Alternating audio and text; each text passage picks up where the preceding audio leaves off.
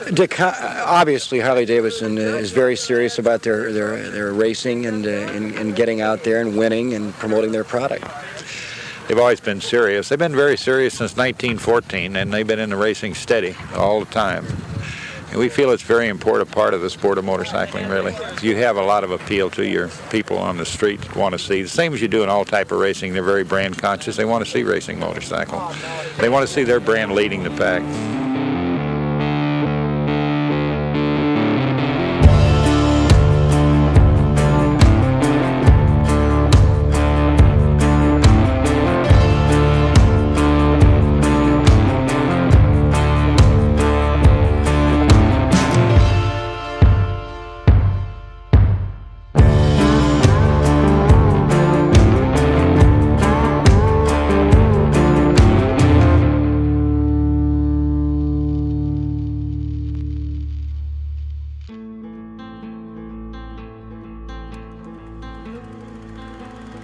Founded in 1903, Harley-Davidson and the history of American motorsport cannot be separated.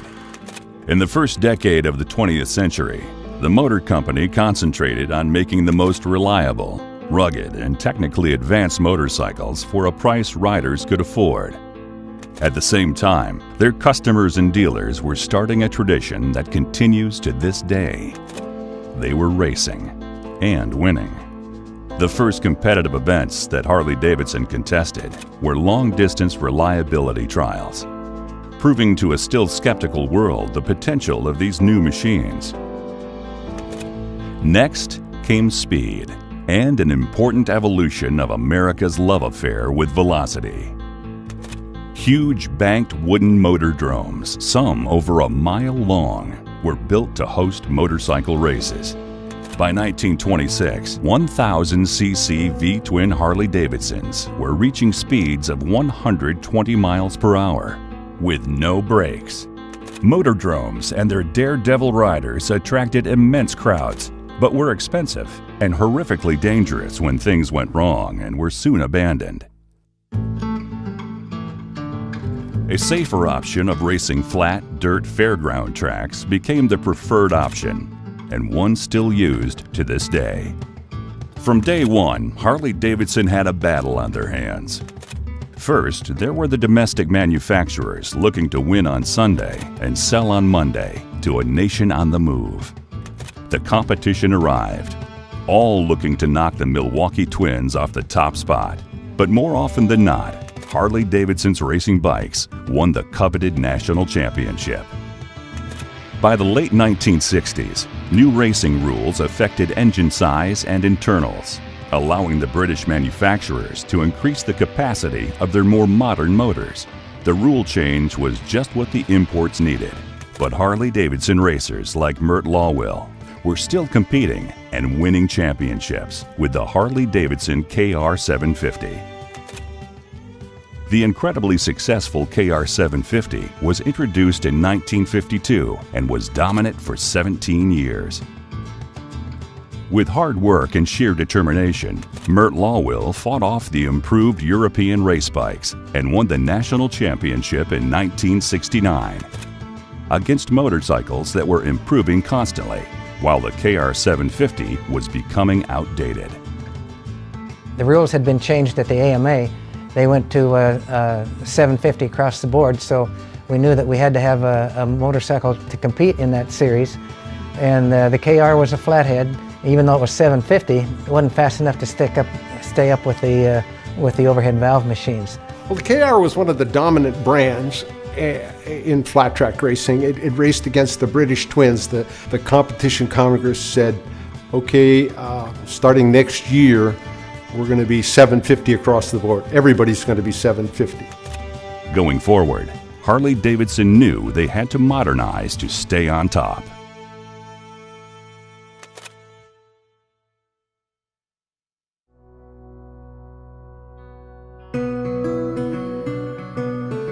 For the 1970 season, the Harley-Davidson Racing Department took elements of the recently retired KR750 and the company's Sportster road bike to create its new competition machine, the XR750. The first generation XR750s are known as the Iron XRs because of their cast iron barrels and heads. The template was set: 45-degree V-twin pushrod actuated overhead valves and a chassis that was a subtle development of the old KR750. The Iron XRs showed power and potential, but weakness too. The iron parts that gave the bike its nickname were also its Achilles heel. During demanding 25-mile-long races, the highly stressed motor couldn't dissipate heat as well as the competition's engines. Yeah, the Iron XR was bad because it was never intended to be a race engine. It was intended to be a street motor, and they just de-stroked it and made it legal displacement-wise so that it could run. No, they knew right from the beginning that the Iron XR was only a temporary fix, but it was never intended for racing at all by the design engineers. When you're a racer, you don't want anything to fail or anything to stop. I mean, you want to win, win, win. So anything that gets in the way of that, well, you get very upset about. Engine failures, as you know, by watching On Any Sunday, took us out. They were better than the Ks power-wise, but they had a lot of problems in areas with heat retention because the cylinders and heads were cast iron, and we were constantly chasing problems, and even when you got the lower end problems fixed, the heat retention was still very problematic, all the while knowing that ultimately we'd have to go to an aluminum version of this engine. The plans were being made, and the cast iron XR was just kind of a stopgap to get to the aluminum XR. The Harley-Davidson racing department knew they had to fix it.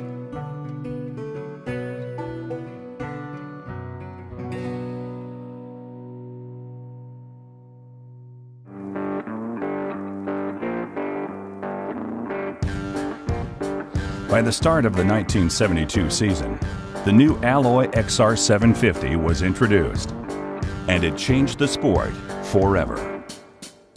With young Californian Mark Brailsford on board, the alloy XR750 won the Grand National Championship in 1972, its first season out. I loved it. It was great. It'd run all day long. We knew right away that was the way to go, and it was going to be good for some time. I mean, already it was faster than the Iron one. It handled good because it was lighter. It just was light years ahead of the Iron XR. Well, in its first year, it won the championship. I think it got second at its first race, won the second race. It just revolutionized flat track racing. Just had so much power. It was just like a big tractor. You know, it just hooked up. Now you have this purpose-built motorcycle that is made to run more like a tractor, to where you can be in the throttle. You have to like think ahead with it, and it builds this type of torquey power that is totally different feel in your hand. You could ride it so hard and the thing would hook up and work better and better and better. What I like most about the XR750 is it's a fun bike to ride. As you flick it off in the corner at a $130, it's a riot. The biggest advantage that the XR750 had was the gyroscopic forces created through the crankshaft. It's a V-twin, so its cylinders are firing like this, so the gyroscopic forces are going forward, and that was a big advantage for the majority of its life. This motorcycle was form and balance, a pure racer. Being a V-twin and not firing on every stroke, why it had better traction, made it hook up good to compete against the British brands on dirt track racing. And the British twins were, from the racing standpoint, they were going to a gunfight with a knife, and they pretty much knew it. The Harley was just too easy to ride, too fast, too user-friendly, and there was just too many of them. Harley-Davidson's flat track legend had arrived.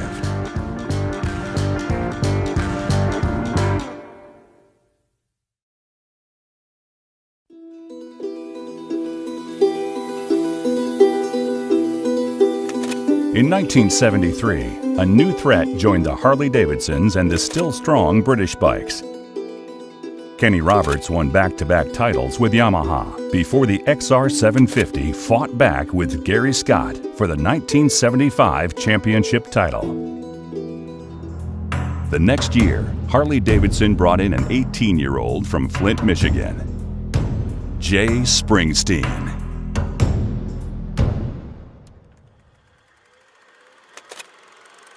The second of three sons, young Jay rode in the draft of his older brother, Kenny, collecting literally hundreds of amateur titles, including the National Amateur Crown at 13. The Grand National Circuit will now move east to what Jay Springsteen figures are his kinds of racetracks, and after a disappointing start, his hopes for the championship are very much alive. At the time, Jay Springsteen was the youngest winner of a Grand National main event at the age of 18. Just 2 weeks past his 18th birthday. Springsteen's induction to the team could not have been better. He and Harley-Davidson's race mechanic and XR750 development guru, Bill Werner, were a winning partnership. Well, I had seen Jay race before, and I knew he was a phenomenal talent. I didn't know much about him personally other than that he seemed like kind of a wild and crazy guy, kind of fun to be around and whatnot. My first impression is when they brought him up to Harley-Davidson to fit him up for the Houston TT. Springer comes ambling into the shop, and I says, "Okay, we got the bike over here. I got to figure out if you want the rear brake on the right side or the left side, or what kind of handlebars you want." And he said, "Well, where's the bike the last guy rode?" And I said, "Oh, it's over here." He got on it, and he said, "Yeah, that's good." Right then, I knew I was going to love the guy. The Harley-Davidson factory called me, and I was just 18 right out of high school. In my very first year, I become number one.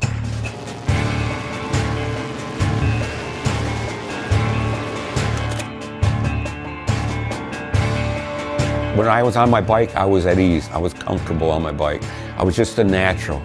Everything comes so easy to me, And I was one with the motorcycle. I mean, I felt like I could do anything on that motorcycle.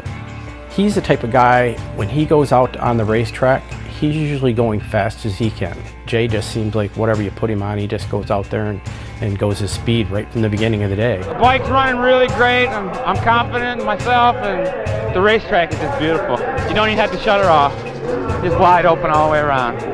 What I saw was one of the most naturally gifted flat track motorcycle riders ever. He looked like he was having fun, and the faster he went, the more relaxed he looked. I just did it for the fun of it. I learned how to go around the circles in my front yard is when I learned how to ride a motorcycle. And then just kept going from there to there, and it was like, which one of you guys are gonna get second? Because I'm winning. That's just the way I felt. Jay Springsteen earned the coveted #1 plate 3 years in a row. He was the fastest, bravest, and most natural rider on the grid. And he knew how to tell Bill Werner exactly what he needed. I had the best equipment from the factory, and I had Bill Werner as my mechanic, and him and I could talk, and I could tell him what the motorcycle was doing. And him being a previous racer himself, he kind of knew what to do to make the motorcycle better and made it go more than its ability.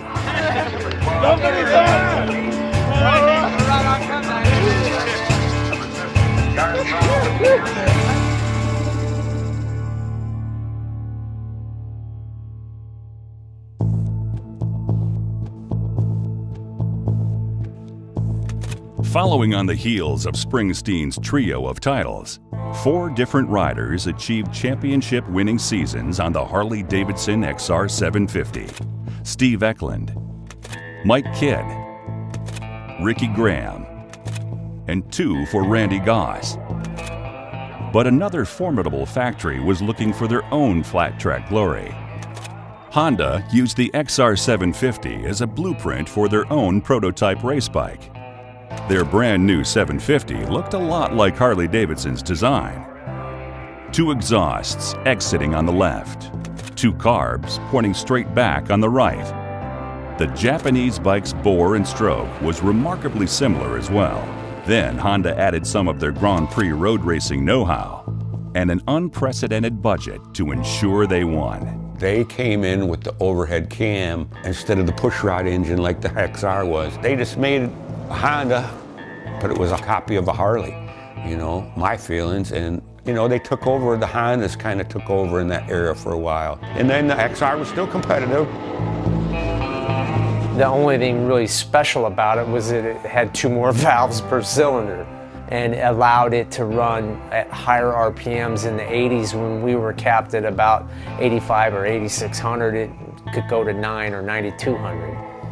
And then, you know, somewhere in the middle of that, the restrictor plates were introduced and to try and level the field between the XR and the RS.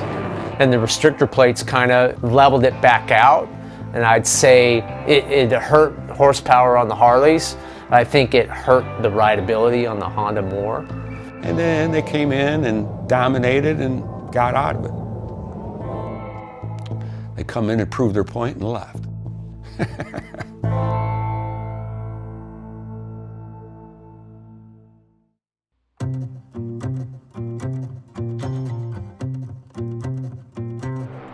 As the 1980s dawned, Harley-Davidson and Bill Werner put their faith in another Michigan rookie to join the factory racing team.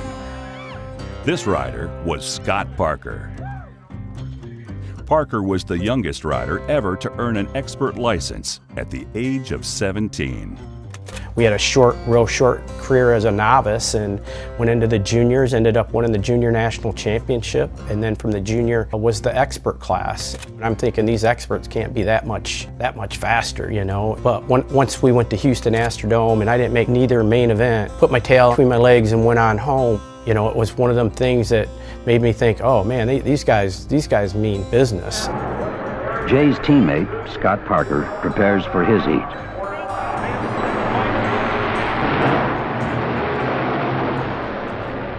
As the newest member of the Harley-Davidson team, Scott Parker, number 11, feels an additional pressure to perform, to prove himself.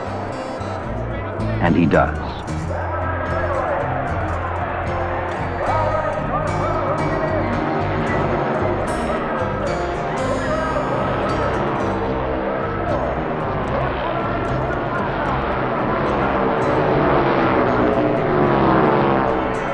Parker, following Jay's lead, wins his heat, but by a very narrow margin. How's it working, partner? It's good. It's working good. Looks like you got a lot more rubber left than what we had.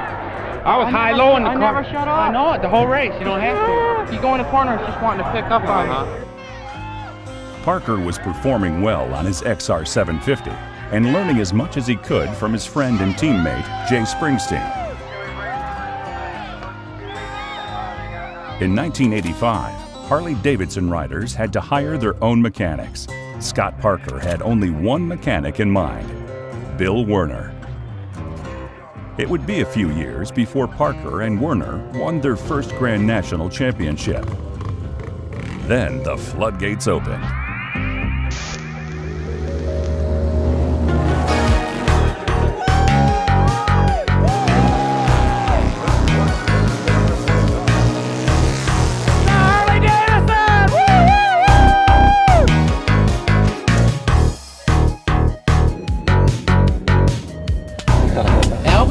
Piece of cake, huh?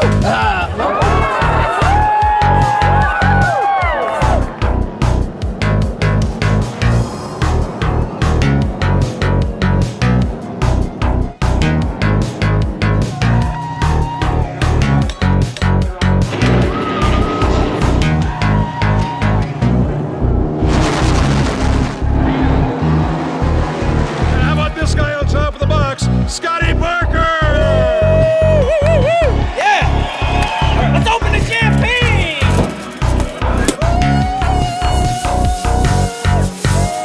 One hell of a race. Oh man, it was good.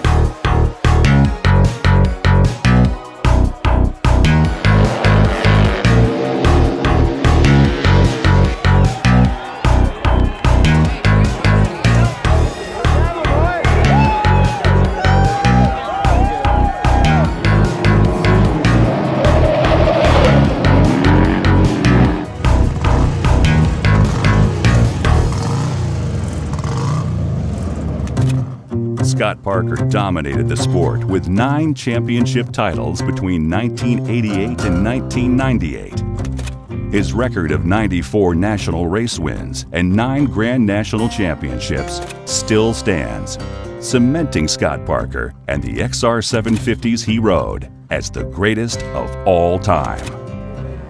With the help of Bill Werner, Scott Parker and his XR750s were dominant for a decade. Bill Werner is a genius. He can take and build the motorcycle from top to bottom. He does every aspect of it and then understands the geometry of how the bikes should be working. Bill Werner had now won a total of 13 Grand National Championships as a mechanic for Harley-Davidson, more than any tuner in the history of the sport.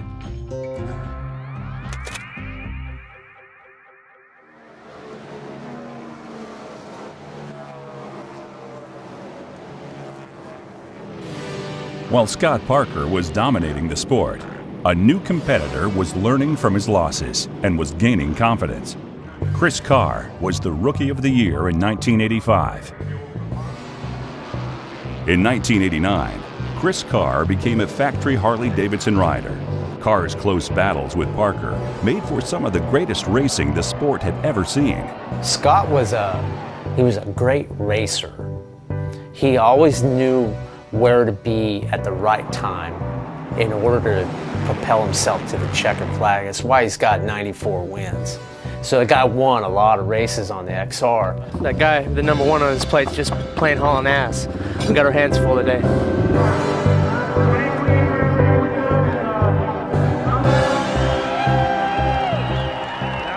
Little choked up because we wanted it bad, but we just didn't get it tonight. For me, it was frustrating. I finished second to the guy like 31 times in my career. It's no one-year project. Left to be missing her. That, to me, while frustrating, also developed me. A lot of those lessons I learned getting my butt beat by him, I applied to the next generation of racers. Scotty Parker, he's one hell of a champion. He worked his butt off this year and deserves to be a champion. I credit him with the most of my success because I learned a lot getting beat by the guy. With the help of his own master tuner, Kenny Tolbert, Chris Carr was getting faster. And more importantly, he was winning. I feel better than ever. I think it's going to be a good year for Chris Carr and the Harley-Davidson racing team, and hopefully the number 1 plate will trade hands within the Harley pit. Carr pushed Parker harder than any other rider and would win 7 Grand National Championships of his own. I did what I had to do to win the championship. I give a lot of credit to Scotty Parker. He's one hell of a competitor. I only hope that in the years to come I can be the type of champion that he's become in our sport. He's set the standard for the rest of us to learn from. He's one heck of a competitor, and we hope to see him back next year. Man, thank you, Scott. Yeah, congratulations.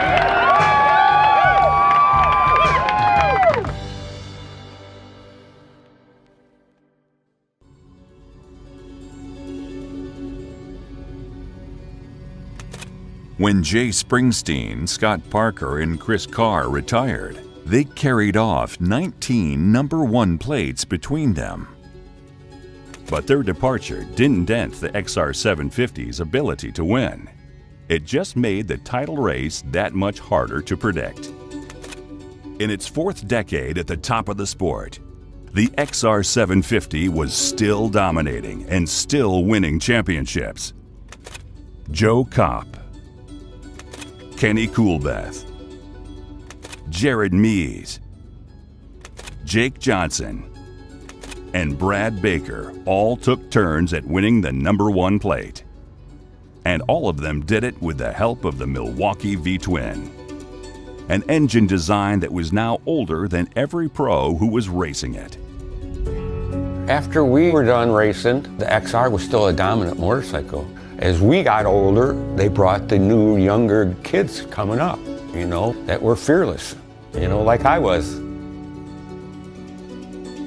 It still tended to be the bike of choice because there were so many out there and there were a lot of active teams using it.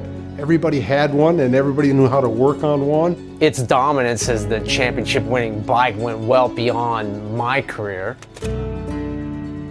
Now, with 37 Grand National Championships and 47 years of racing, the XR 750 was not done winning. The American Flat Track Series rolled into Texas for the penultimate race of the year, with the usual field of the world's best dirt track riders on a new generation of flat track machines. Jeffrey Carver Jr., a privateer from Illinois who slept in his van to ensure his race budget stretched as far as possible, had decided this track suited his Harley Davidson XR 750.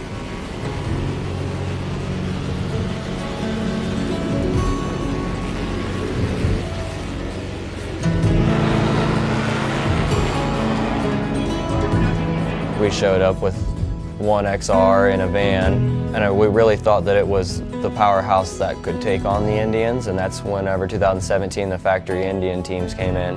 The track was a little skittery, dry, slick, everybody was on edge a little bit, but I showed up there in the mentality to win. That's what we were there for, and the way that we were able to run the bike compared to the Indians or the Cowies is that we could pull a different gear and have the thing run at a lower RPM. What made that bike work so well there is that you could roll in and use that torquey power and the power pulses to make it where it hooks up and build momentum and kind of use it like, you know, the XR has always been momentum and it's building and it's like, you know, a rope with a string on it. You know, everything, once rotation gets up, that's where an XR works really well. On the back straightaway, Jeffrey Carver stretching out the lead on the XR 750. Pretty interesting, there's two 18-wheelers per team, you know, and we show up in one van packed in there with one bike and was able to beat all the top teams. Off of turn number 4, Jeffrey Carver Jr. takes the win on the Harley Davidson XR 750. I mean, it was amazing. It was 100% amazing to win it. But it was just like a part of the journey, you know, it was like our place to do it and our timing.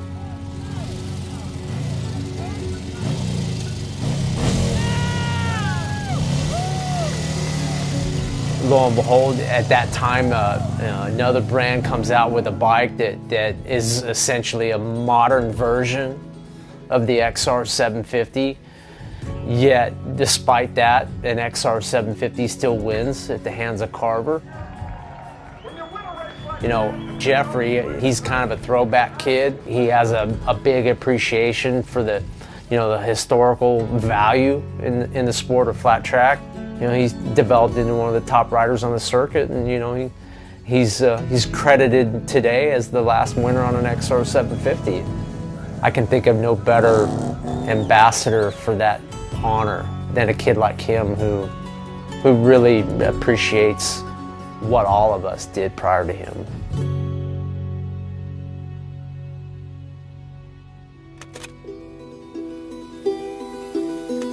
There have been 1,000 experiments and hundreds of detail changes, but the XR 750 that was still winning in 2017 is closely related to the one Mark Brailsford first won the title with in 1972. Tuners took an engine created in 1970 from 75 horsepower to over 100 horsepower, all hoping to win on a grid full of XR 750s.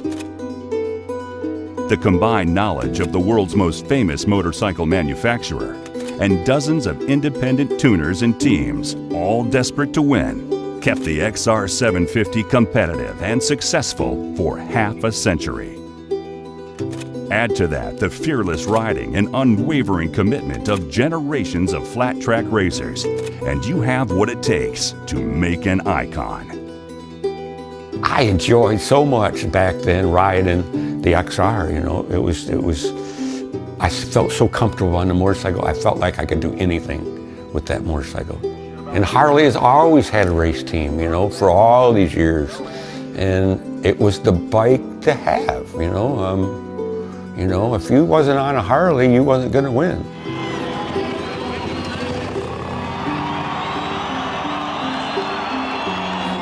Man, you know, it's been since '85 since I won my last national. That's a long time. I'm so happy, I don't know what to say, really. You know, after its long tenure as a race engine, everything else would be compared to it. Any sport that has a dominant team for a long time, they become the measuring stick. And in flat track racing, you know, the XR 750 is that measuring stick that all other types of bikes will be compared to because of its long history of success. Racing engines don't last that long. You know, they just get obsolete by their design. Harley did a lot of good research and work for that XR. You know, they built it for dirt track racing. When they built that motor, that's what they built it for. Then they just kept developing it and kept developing it. You know, you can go back to the 72 and put it on the one that won in 2017. You know, that's the unique thing about it, is the pieces were there. It's the bike. It's been the bike. It's been there forever. That's why it's been #1 so many times. Harley-Davidson got it right. That engine, you know, withstood the test of time. It was a type of engine that you could change with the times. It's had every technology, racing technology, for nearly 50 years thrown at it. The reality is, you look back over the results, I mean, it won races in flat track for 45 years. There's no other racing engine in any other sport that can say anywhere near that. This is the story of one motorcycle that entered the world winning, and 50 years later, proved it still could. There has never been another racing motorcycle like Harley-Davidson's XR 750.